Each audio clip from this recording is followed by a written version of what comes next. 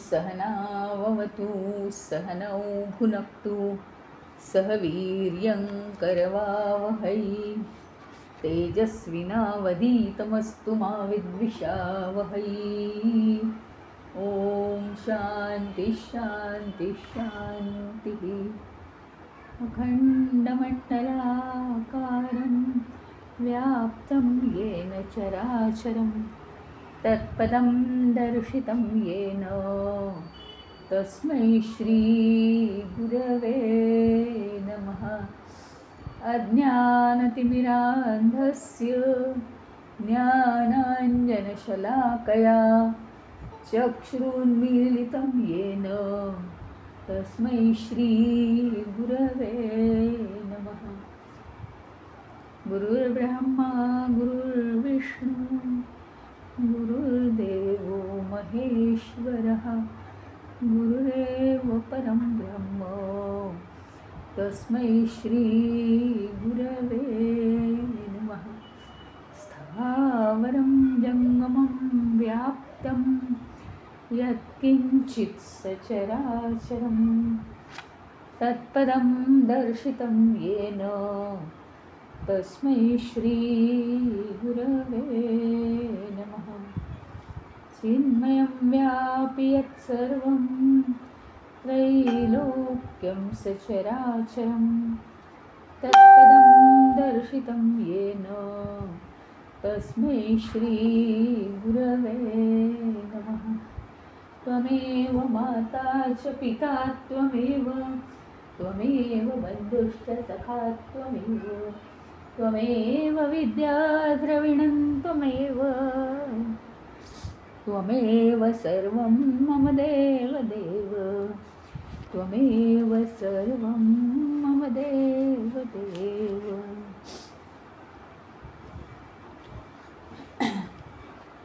आज यक्षाचा पुढचा प्रश्न आहे, किस्वित् धर्मं सनातनम। तर सोमः गवामृतम, गौ म्हणजे गाय, सोमः गव अमृतम ह्याचा अर्थ काय आहे? किस्वित् धर्मम सनातनम म्हणजे सनातन धर्म म्हणजे काय? शाश्वत धर्म, टिकणारा धर्म म्हणजे काय? तर त्याचं उत्तर आहे, गाईच्या दुधाने, गाईच्या सगळ्या ज्या वस्तू आहेत त्यांनी केलेला जो सोमयज्ञ आहे, हा जो यज्ञ आहे तो अनंत धर्म आहे, सनातन धर्म आहे असं म्हटलं जातं. आता आपल्याला माहिती आहे सगळ्याच गोष्टी सांकेतिक आहेत. आधी आपण व्यावहारिक बघतोय म्हणजे बाह्य यज्ञ बघतोय आणि नंतर अंतर्यज्ञ बघतोय. तर सनातन धर्माची एक पद्धती आहे. ती पद्धती कशी आहे?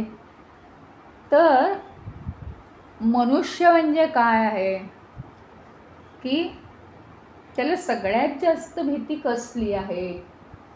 तर मृत होण्याची. आणि म्हणून त्याला सांगितलेलं आहे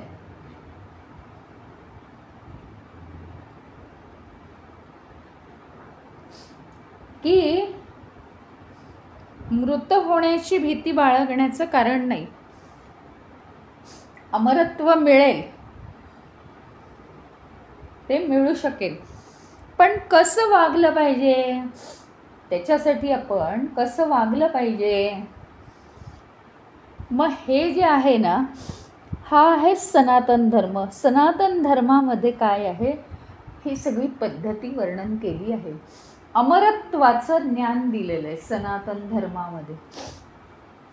मग काय की अमरत्वाचं ज्ञान प्राप्त करायचं आणि अमरत्व मिळण्यासाठी साधनं प्राप्त करायची. कोणकोणती साधनं आहेत त्याच्या आधी आपल्याला ना काही गोष्टी समजावून घेणं आवश्यक आहे की अमरत्व हे 2 प्रकारचं आहे. पहिली गोष्ट, अमरत्व हे 2 प्रकारचं आहे. म्हणजे काय, एक साधी गोष्ट बघा, एक उदाहरण की काहीतरी एक प्रॉब्लेम होता आपल्याला आणि तो सॉल्व झाला बरं का प्रॉब्लेम. तर आपण काय म्हणतो, झालो बाबा एकदाचा मी मुक्त झालो, त्या प्रॉब्लेममधून मी एकदाचा मुक्त झालो. आता हा शब्द जो आपण वापरला, हे काय मुक्ती आहे का? खरं मुक्त झालो का, मोक्ष मिळाला का आपल्याला? नाही. तर तो शब्द 2 अर्थाने वापरला आहे. तसं अमरत्व पण, अमरत्व हे 2 प्रकारचं आहे, हे लक्षात घ्या. मुक्ती कशी आहे, 2 प्रकारची. आत्ता चालू असलेल्या प्रॉब्लेममधून मोकळं होणं आणि कायमचं मोकळं होणं. अमरत्वाचं सुद्धा तसंच आहे. काय आहे की अमरत्व प्राप्त करणं फार पूर्वी आणि पुराणांमध्ये सगळीकडेच ही समज आहे मुळी. काय समज आहे पुराणांमध्ये की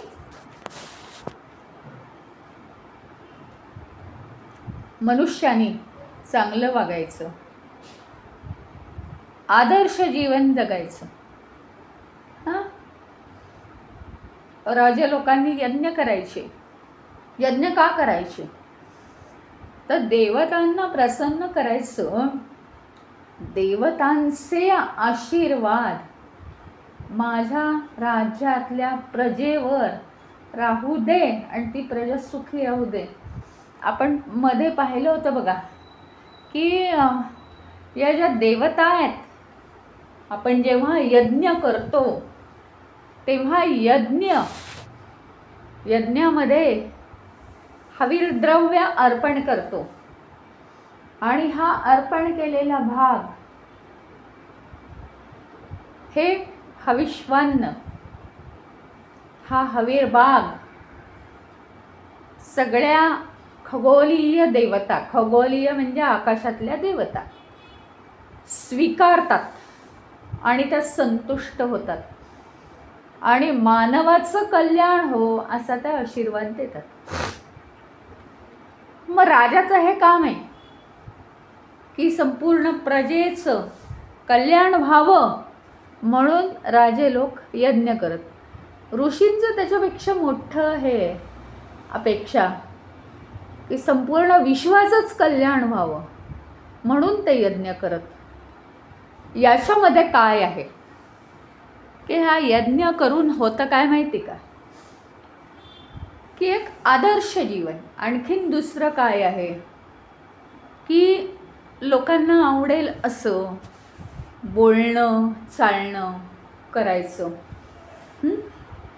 त्याचप्रमाणे आपण पूजाविधी करतो बघा तुम्ही, म्हणजे हाही भाग आहे, कर्मकांडाचा भाग आहेच, हा बाह्य भाग आहे, बाह्य यज्ञ आहे. हा कर्मकांड तर आहेतच, काहीतरी आपण करतो, इतक्या वेळा विष्णू सहस्त्रनाम म्हणायचो, 1 कोटी वेळा असा काहीतरी संकल्प करतो, तो होतो, 4-5 वर्षात होतो.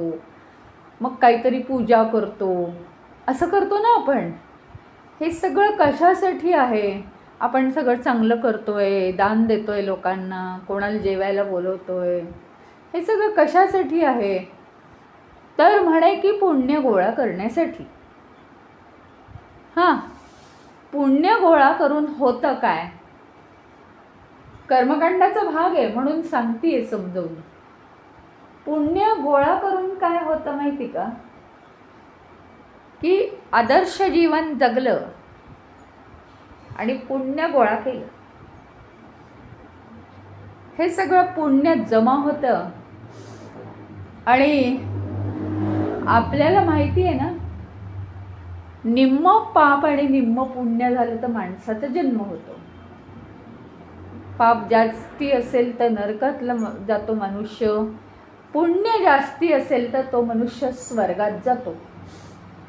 हां, आता पुण्य जास्ती म्हणून तो स्वर्गात गेला. म्हणजे काय झालं, आदर्श जीवन जगल्यामुळे पुण्याची गणना जास्त होते आणि पुण्य जास्त मोजलं गेलं की आपसुकच तो स्वर्गात जातो. म्हणजे स्वर्गीय सुख माहिती आहे तुम्हाला, स्वर्गीय सुख नुसता आनंदी आनंदच असतो तिथे, जास्त काही कर्मबिर्म करायला लागत नाही, साधनच असते तिथे. हां, हे सगळं आहे. तर अशा रीतीने स्वर्ग प्राप्त केला, हां, आनंदी आनंद प्राप्त झाला. म्हणजेच काय झालं, मानवाच्या जन्मातून संकटातून त्याला मुक्ती मिळाली की नाही, मिळाली. त्याला मुक्ती मिळाली या जन्मातून. आता काय झालं माहिती का, पापपुण्याची गणना आहे इथे. त्याच्यामुळे जेवढं पुण्य होतं तेवढं पुण्य संपल्यानंतर रीतसर त्याला पुन्हा पृथ्वी तलावर पाठवलं जातं. त्याचं कारण आहे, आत्ताच तुम्हाला सांगितलं ना, काय असतं, जेव्हा मनुष्य मृत्यू पावतो तेव्हा त्याचं मोजमाप हे यमाच्या दरबारात होतं. हां, 50% जास्त पाप आहे नरकात जाऊ दे, 50% पाप, 50% पुण्य, पुन्हा मानवाचा जन्म, नंतर 50%पेक्षा जास्त पुण्य, चला स्वर्गात जाऊ दे. हां, हे असं यमाच्या दरबारात. म्हणजे काय की कॅल्क्युलेशन असतं. मानवाचा मृत्यू झाला की त्याला कॅल्क्युलेशन आहे. पण स्वर्गात गेल्यावर देवतांचा जन्म होतो आपला, म्हणजे देवता समान होतो आपण. हां, आता देवता समान झाल्यानंतर काय होतं, आता आपण हे ऐकलेलं आहे ना की अनेक अवतार घेतले वगैरे, तर त्यांची ती पुण्य संपली की ते अवतार घेतात, येतात पृथ्वीवर आणि ते देवता समान असल्यामुळे ते काही पाप करतच नाहीत आणि ताबडतोब ते पुन्हा परत आपल्या आपल्या स्थानी परत जातात. सांगण्याचा मुख्य उद्देश काय आहे, तर ही कथा अशी आहे की स्वर्गामध्ये गेल्यानंतर स्वर्गामध्ये पापपुण्याचं कॅल्क्युलेशन नाही आहे. त्यांनी पुण्य जास्त मिळवलं आहे, तो स्वर्गात गेला आहे. आता पुण्य संपलेलं आहे, आता पाप तो करतच नाही स्वर्गात गेल्यावर. आता त्याचं पुण्य संपलं आहे, नियमानुसार त्याला जन्म मिळतो पृथ्वीवरती. हे आलं लक्षात. आता ही जर प्रोसेस लक्षात आली असेल तर हे कसं आहे माहिती का, हे अमरत्व तात्पुरतं होतं की नाही, हे अमरत्व जे मिळालं ते तात्पुरतं होतं. मनुष्य जन्मातून तात्पुरती त्याची सुटका झाली होती आणि नंतर तो स्वर्गात गेला होता. पण स्वर्गातलं पुण्य संपल्याबरोबर त्याला खाली पाठवलं गेलं. म्हणजे हे सापेक्ष अमरत्व आहे, पुण्य पाहून मिळालेलं अमरत्व आहे. तेवढ्यापुरतं त्याला काहीतरी कालावधीनंतर पृथ्वीवर परत यावं लागणार आहे. आत्ता जसं सांगितलं मी, आता त्या संकटातून मुक्त झालो, हे म्हणजे मुक्त होणं म्हणजे मुक्ती नाही, मोक्ष नाही. त्याप्रमाणे त्याला सापेक्ष अमरत्व प्राप्त होतं आणि पुन्हा त्याला इथे मनुष्य जन्मात येऊन पुन्हा आदर्श जीवन जागृततेने जगावं लागतं. कारण त्यांनी आता स्वर्ग भोगलेला आहे, त्यामुळे त्याला हे जीवन नको असतं, पण नियमानुसार यावं लागतं त्याला. मग तो पुन्हा जागृततेने हे जीवन जगतो, आदर्श जीवन जगतो, कुठे चुका होऊ देत नाही आणि मग पुन्हा स्वर्गात जातो. अशा फेऱ्या किती करणार आहे. पुनर्जन्म आहेच की नाही या अवस्थेत? पुनर्जन्म आलाच. मग हे काय आहे? हे सापेक्ष आहे. सापेक्ष मुक्ती आहे ही. अमरत्व हे सापेक्ष आहे, म्हणजे तेवढ्यापुरतं, त्याच्याशी रिलेटेड, पुण्याशी रिलेटेड सापेक्ष, पुण्याशी रिलेटेड अमरत्व आहे, कायमचं नाही आहे. आता दुसरं जे आहे ते काय आहे? निरपेक्ष अमरत्व आहे. निरपेक्ष अमरत्व. आता सापेक्ष अमरत्वामध्ये काय होतं माहिती का? फक्त काय असतं? विकसित जगाकडे प्रवास असतो. स्वर्ग हा विकसित जग आहे. मानवाच्या जगतापेक्षा स्वर्ग विकसित जग आहे, त्याच्याकडे हा प्रवास असतो. त्या दृष्टीने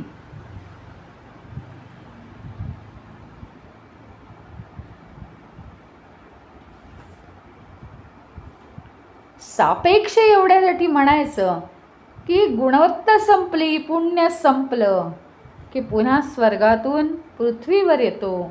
आणि ही जी पुनरावृत्तीची प्रक्रिया आहे त्याला काय म्हणतात? गत अगतम. जाणं आणि येणं, जाणं आणि येणं. आणि मग पृथ्वीवर आल्यावर पुन्हा पुण्याचा साठा करणं, आदर्श जीवन जगणं, पुन्हा स्वर्गाकडे जाण्याचा प्रवास करणं. तात्पुरता आनंद आहे, सापेक्ष आनंद आहे, सापेक्ष पुण्य आहे. आणि हे अमरत्व सापेक्ष आहे. मग निरपेक्ष अमरत्व काय आहे?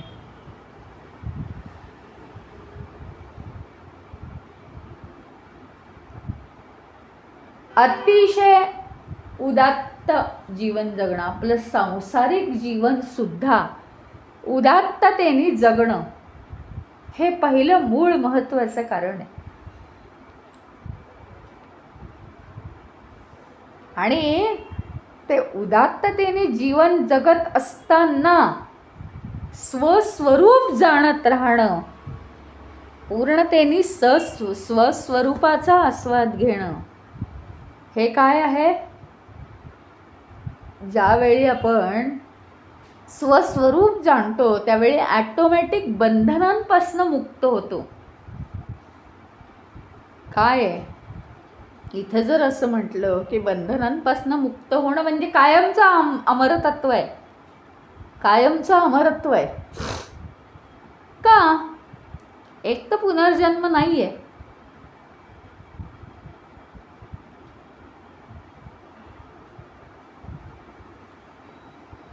याचं महत्त्व एवढं आहे की परमात्म्याचा तो शोध घेतो जेव्हा, हा स्वतःचं स्वरूप जाणतो, तेव्हा तो खरा मनुष्य काय असतो? नाशवंत देहामध्येच असतो ना, तरी सुद्धा तो अमर होऊ शकतो परमात्म्याला बांधून घेतल्यामुळे, परमात्म्याचा शोध लावल्यामुळे. मग हीच व्यवस्था वेदांमध्ये कशी आहे हे सांगितलेलं आहे.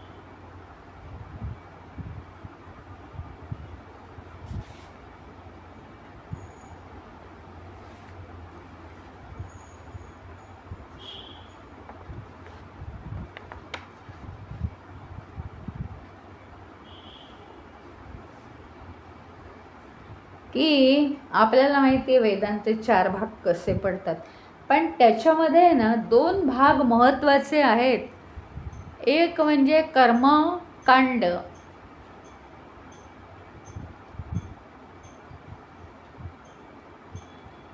दुसरा भाग म्हणजे ज्ञानकांड.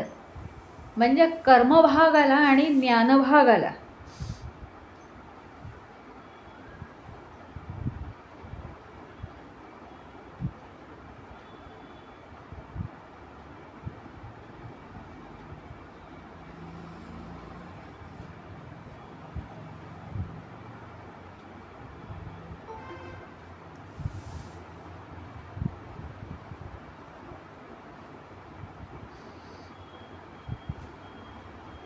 तर कर्मकांडामध्ये काय आहे? विविध कर्तव्य करायची आहेत, त्याच्यानंतर विविध धार्मिक मार्ग आचरायचे आहेत आपल्याला.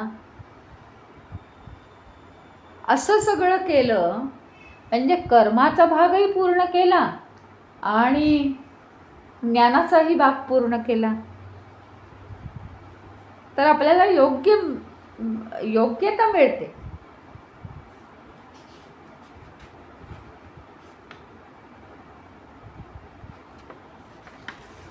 या जगामध्ये एखादी विशिष्ट योग्यता मिळणं हे काय आहे? अडीअडचणीच्या आपल्या जीवनातून सापेक्ष अमरत्व आहे. काही काळ मुक्ती, काही काळ आनंद, मुक्तीचा आनंद.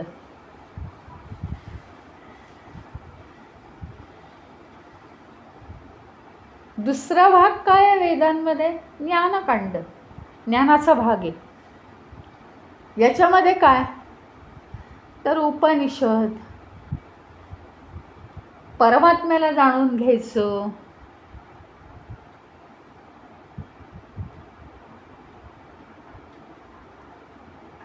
अमरत्व प्राप्त करायचं.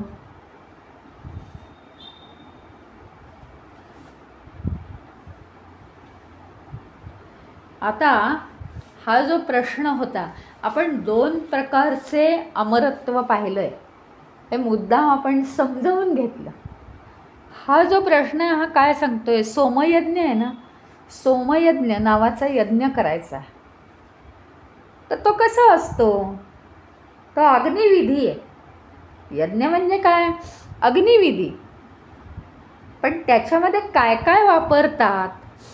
तर शेणाच्या गौऱ्या, गाईचं दूध, तूप आणि लोणी एवढंच वापरतात त्या यज्ञामध्ये.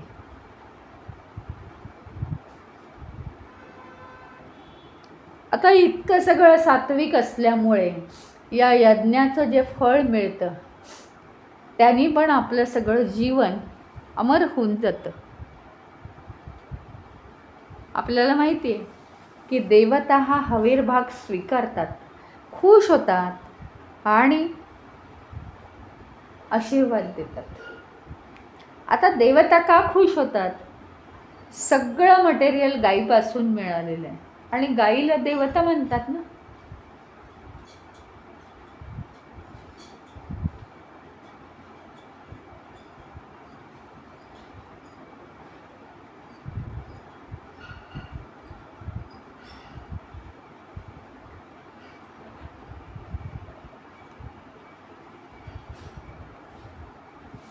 त्यामुळे या देवता आशीर्वाद देतात.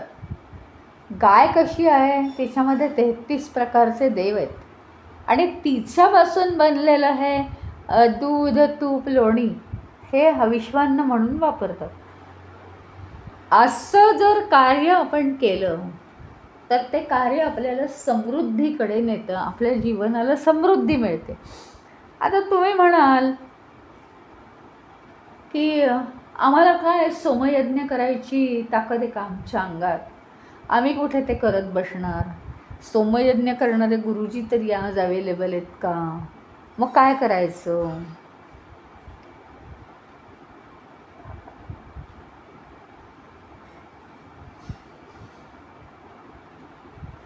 आता मग काय करायचं? सोमयज्ञ म्हणजे नेमकं काय? तर सगळ्या आपण क्रिया दिवसभर ज्या करतो आहे त्या यज्ञ भावनेने करायच्या. यज्ञ भावना म्हणजे काय असतं? तर या भावनेमध्ये जसं आपण हवीरद्रव्य यज्ञामध्ये आहुती देतो तशी आपल्या अहंकाराची आहुती द्यायची, आपल्या मनाची आहुती द्यायची आणि ईश्वराशी, त्या यज्ञाशी एकरूप व्हायचं. म्हणजे काय? म्हणजे काय करायचं? नेमकं काय करायचं? तर पूर्ण दिवसभर जे काही चालू आहेत कार्य आपली, ती कार्य एकदम त्यागाच्या भावनेने करायची.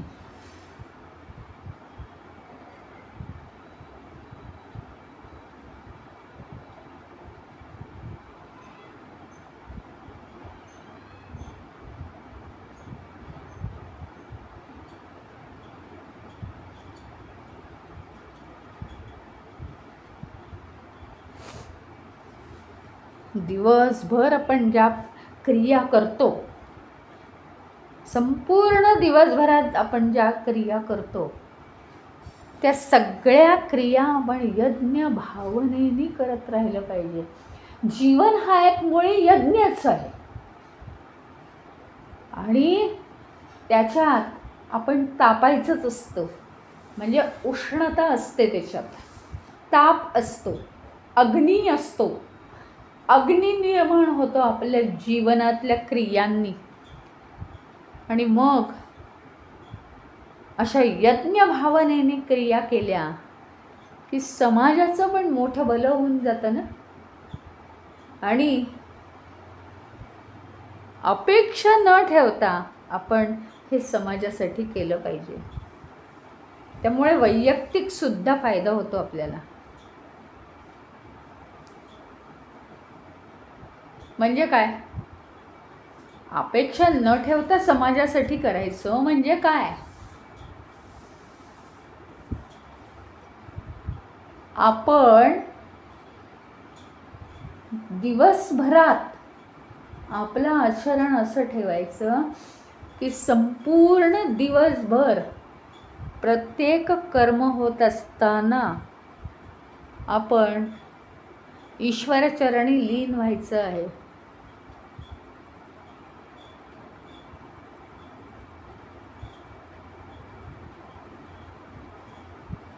आणि ईश्वरचरणी लीन होऊन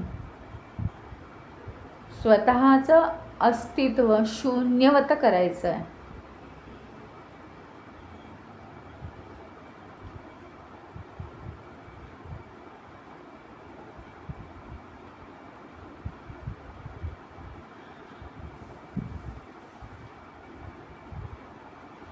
दिवसभर सगळ्या क्रिया यज्ञ भावनेने केल्या.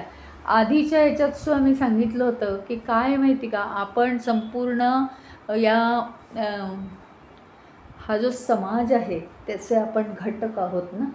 त्याच्यामुळे आपण जे काही वागतो, बोलतो, चालतो, करतो तर ते सूक्ष्मतेने पसरतं, आपल्या आजूबाजूला पसरतं आणि त्याच्यामुळे समाजाचं हित किंवा समाजाचा नाश होण्याचा संभव असतो. पण हे मानवाला माहिती नाही आहे, म्हणून तो अगदी बेजबाबदारपणे वागत असतो.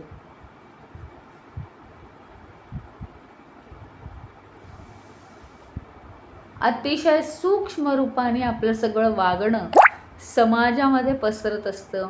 म्हणून आपण अत्यंत हळुवारपणे आणि समाजाचं भलं होईल अशा पद्धतीने वागायचं असतं. म्हणजे आपल्या विचारांमधनं सत्यपणा निघून गेला तर ते असत्याचे विचार आजूबाजूला आपल्या श्वासाद्वारे आणि आपल्या विचारांद्वारे पसरतात. त्यांनी समाजाचा सुद्धा नाश होतो. म्हणजे समाजातल्या सुद्धा सगळ्या लोकांचा असंच आहे. लोकांचाही परिणाम आपल्यावर होऊ नये म्हणून हा मोक्षाचा मार्ग आपण आचरायचा आहे. आणि आपला परिणाम लोकांवर होणार नाही याची आपण काळजी घ्यायची आहे. त्याला म्हणतात समाजाचं भलं करणं. आणि हे संपूर्ण यज्ञभावनेने दिवसभर कार्यरत राहणं म्हणजे काय, तर निरपेक्ष कार्य करणं.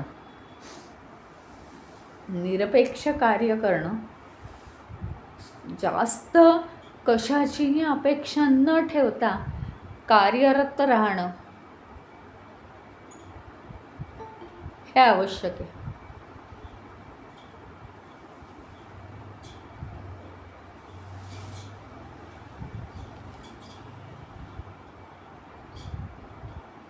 कारण त्याच्यामुळे समाजाचंही भलं होतं आणि वैयक्तिकरित्या आपलंही भलं होतं. वैयक्तिक सुद्धा फायदा होतो. तर आपण म्हटलं ना, ज्याप्रमाणे शेणाच्या गौऱ्या, दूध गाईचं तूप आणि गाईचं लोणी या सगळ्यांनी मिळून यज्ञ करायचा. म्हणजे काय?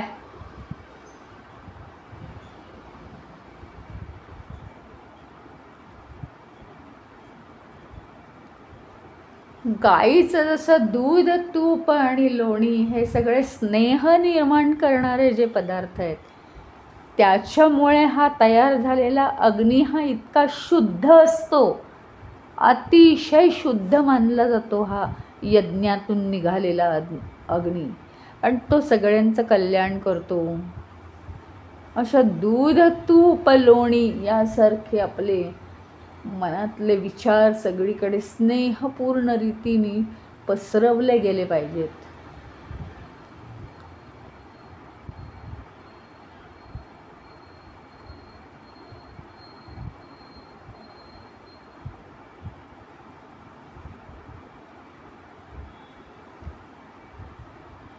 पुढचा प्रश्न आहे, अमृतम किस्विद राजेंद्रः सनातनः अमृतः अमृतः धर्मः. म्हणजे प्रश्न काय आहे, अमृतम किस्वेद, अमृत म्हणजे काय? सनातन धर्मः, सनातन धर्मः अमृतः. म्हणजे हा जो सनातन धर्म आहे हेच अमृत आहे. सनातन धर्म म्हणजे काय? शाश्वत ज्ञान, शाश्वताचं ज्ञान देतं ते शाश्वत ज्ञान, हा सनातन धर्म आहे.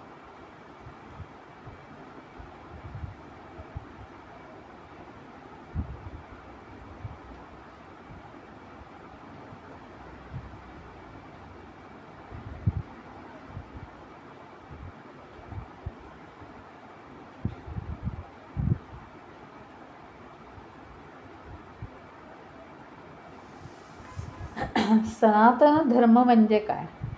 तर आपलं स्वरूप जाणणं. मानवी जीवनाचं सर्वोच्च तत्व आहे हे.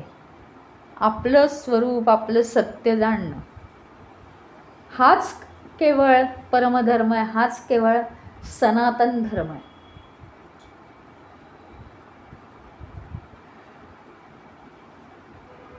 ज्ञानाद्वारे मुक्ती करून घेणं हा प्रमुख उद्देश आहे यांचा.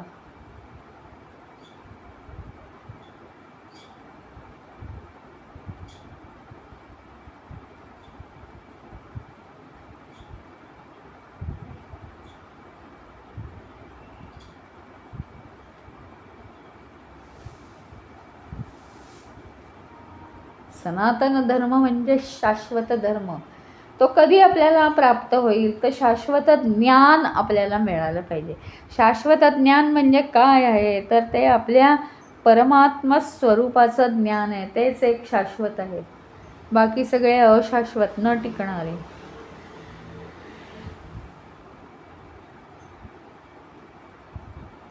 म्हणजे हे सनातन ज्ञान जे आहे, सनातन धर्म जो आहे, आत्मस्वरूप जे प्राप्त करणे, हे सर्वोच्च तत्व आहे मानवाचं, सर्वोच्च सत्य आहे मानवाचं.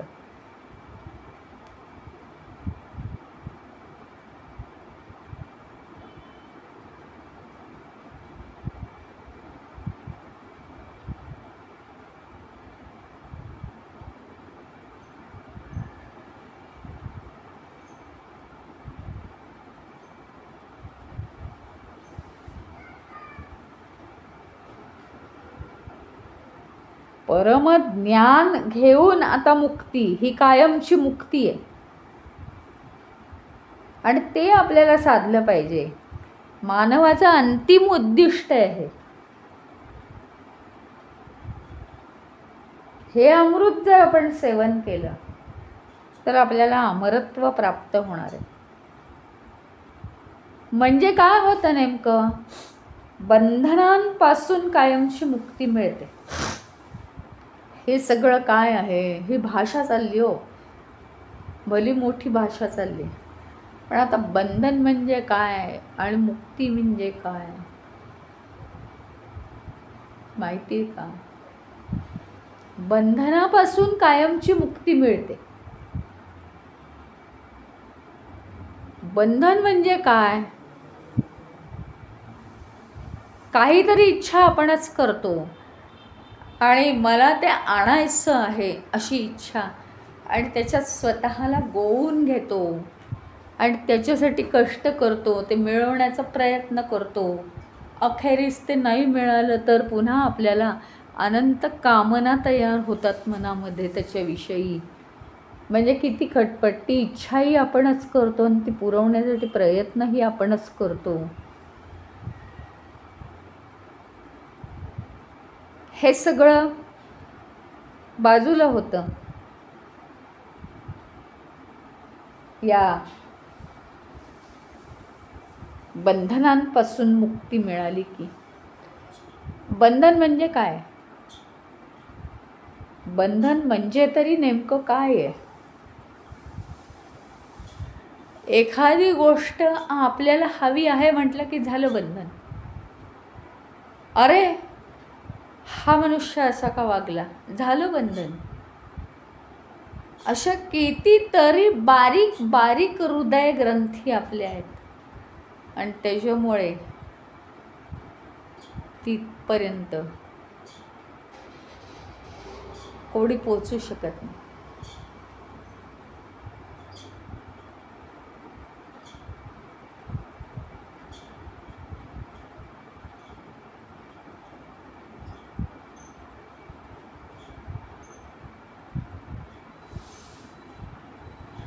बंधन, थोडंसं काहीतरी हवं आहे, थोडीशी अपेक्षा, झालं बंधन.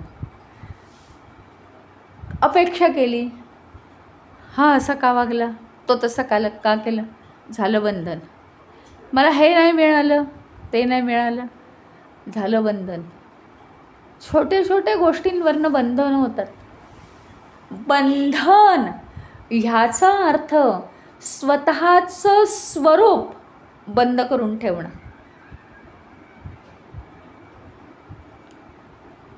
स्वतःचं स्वरूप आपण जागृत करून ठेवलं आहे आपल्यासाठी. ते जाणण्याच्या आपण मार्गावर आहोत. आता ते जाणण्याच्या मार्गावर असताना काहीतरी सूक्ष्म गोष्ट आली, हो माझ्या मनात तेच होतं, आता मला पाहिजे, झालं. हे झाल्यानंतर लगेच बंध निर्माण झाला.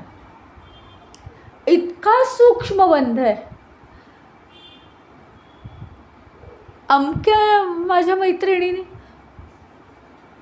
माझ्याकडे का नाही पाहिलं, यानी असंच का पाहिलं, झालं बंध.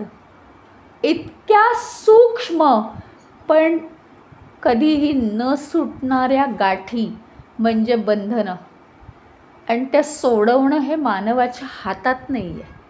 आणि म्हणून इतक्या हजारो लाखो उपाय सांगितले आहेत की चांगलं वागा, दुसऱ्याचा वाईट विचार करू नका, हे हातात नसेल तर तुम्ही काय करा, भगवंतालाच आठवा, सारखं त्याचंच गुणगान करा. कारण हे इतकं सूक्ष्म, हे कोणाला आकलनच होणार नाही. कुणालाच याचं आकलन होऊ शकत नाही.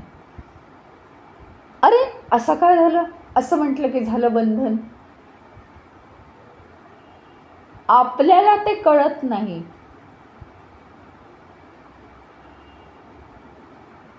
खरं तर काय आहे माहिती का, सगळी उलट प्रवाह चालू आहे.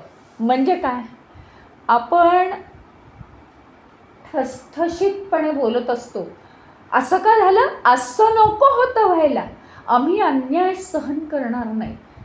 या आपल्या वागण्याने होतं काय, बरोबर आहे, या ऐहिक जीवनामध्ये आपण अगदी बरोबर चाललेलो आहोत, अन्याय सहन करायचाच नाही आहे. पण जो ठसठशीतपणा आहे ना या वागण्यातला आपला, या जीवनातला, आता हा पिरियड चालला आहे वेदांताचा, या तासालाच मी हे सांगू शकते. बाकी सांसारिक जीवनाच्या बाबतीत मी हे असं सांगणार नाही आणि लोकांना मिसगाईड करणार नाही. पण हा विषय म्हणून असं मार्गदर्शन करणं आवश्यक आहे की आपल्याला काय वाटतं ठणकावून लोकांना सांगितलं पाहिजे ठसठशीतपणा आहे असं आम्ही चालवून घेणार नाही. आणि याने जीवनात आपल्या काय होतं माहिती आहे का, आत्मविश्वास निर्माण होतो. पण हा आत्मविश्वास चुकीच्या मार्गाने आहे.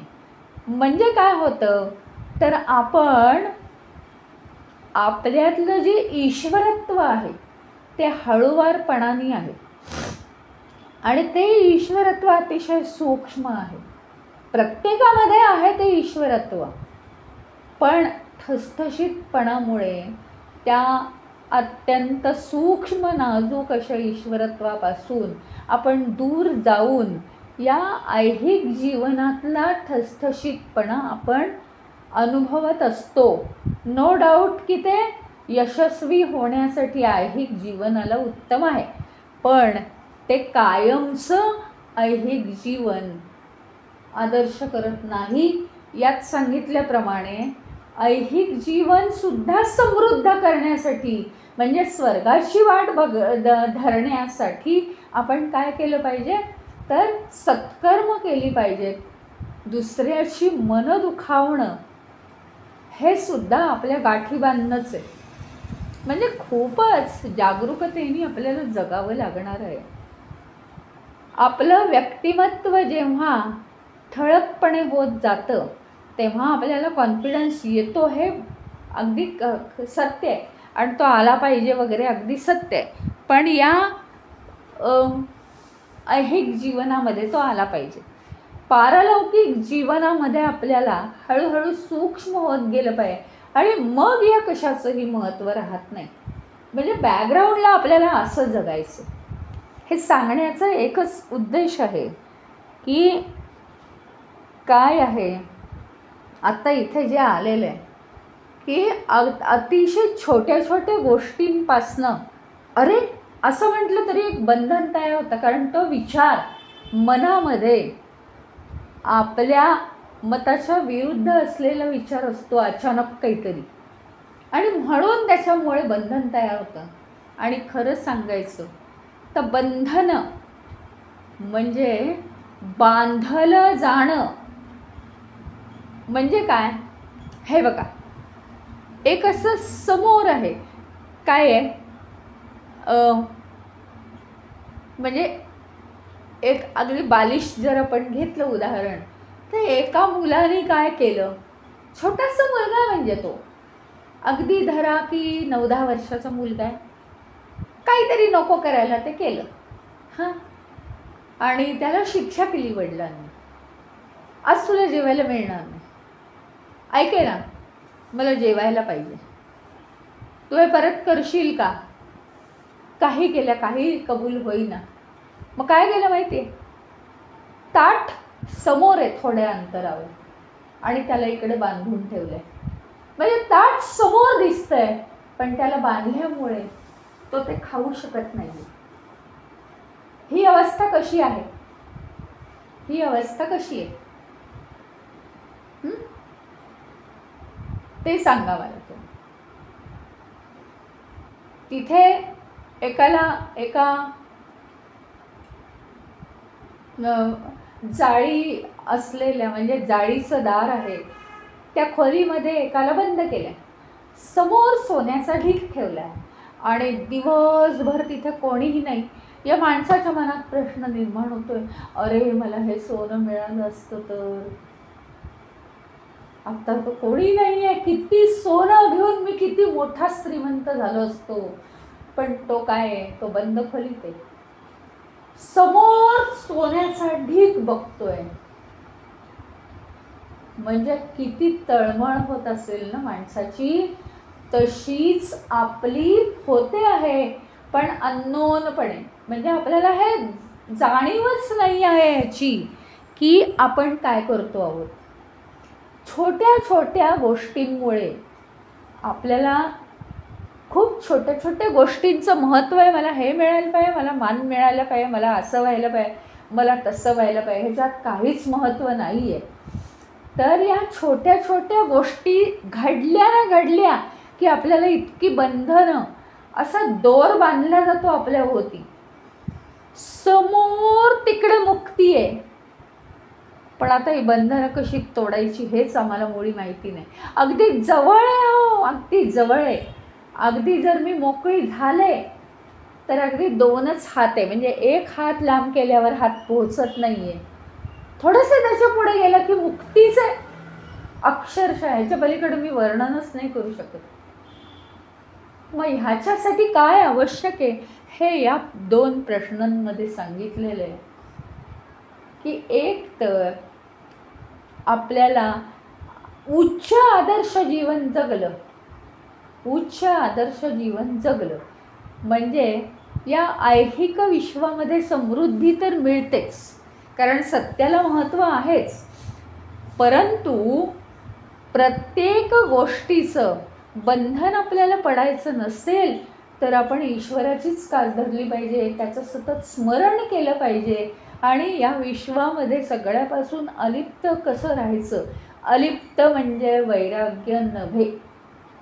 सगळा संसार करता करता, संसार ही कृती आहे. जसं या यक्षप्रश्नामध्ये आधी आलेलं होतं की संसार म्हणजे विवाह म्हणजे पवित्र कर्म आहे.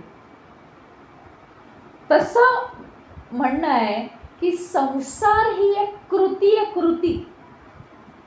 संसारात मन लावण्यासारखं काही नाही. मन लावणं म्हणजे काय आहे? बंधनं निर्माण करणे. आपल्या देहाद्वारे आपण कृती करायची, आपण कर्म करायची, आपले कर्तव्य करायची आणि उदात्त विचार ठेवायचे आहेत आपले. त्या संसारातल्या गोष्टींशीच रिलेटेड आपले विचार नाही ठेवायचे आहेत. आपलं ठरलं, आपली प्रिन्सिपल्स ठरलेली आहेत की आपल्याला उदात्तच विचार ठेवायचे, आपल्याला ईश्वरत्वच प्राप्त करून घ्यायचं आहे आणि कोणत्याही गोष्टींनी आपल्या मनामध्ये बंधनच निर्माण होत नाही आहेत. आता काय करावं मला प्रश्न पडला आहे. म्हटलं की बंधन निर्माण होतं. इतकं सहज त्या हृदय ग्रंथी आपल्याला पडतात आणि त्यातनं बांधून गेल्यानंतर आपल्याला बाहेर पडणं शक्य होत नाही. हे बांधलं जाणं बंधनात हा मृत्यू आहे, माणसाचा मृत्यू. म्हणजे जिवंतपणी मृत्यू आहे, तो काहीच नाही करू शकत, काहीही तो करू शकत नाही. खरं तर तसं मुक्ती म्हणजे फार मोठं कामच नाहीये. मुक्ती म्हणजे काहीच विचार मनात आला नाही, मन कसं शुद्ध तरल राहिलं की मुक्ती आलीच. अजून काहीच नाही. पण तसं होत नाही ना, तसं होतच नाही. आपलं काही ना काहीतरी चालू आहे.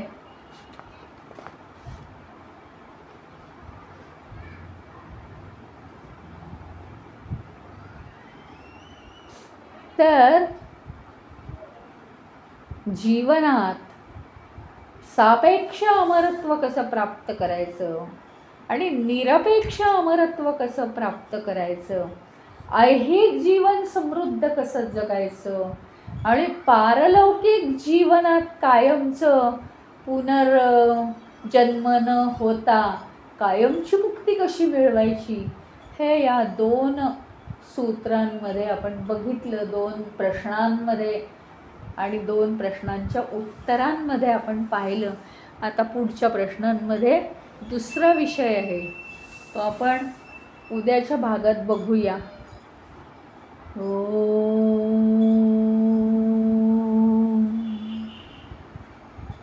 ओम पूर्णमदः पूर्णमिदं पूर्णात् पूर्णमुदच्यते पूर्णस्य पूर्णमादाय पूर्णमेवावशिष्यते. ओम शांति शांति शांति. हरि ओम. श्री गुरुभ्यो नमः. हरि ओम.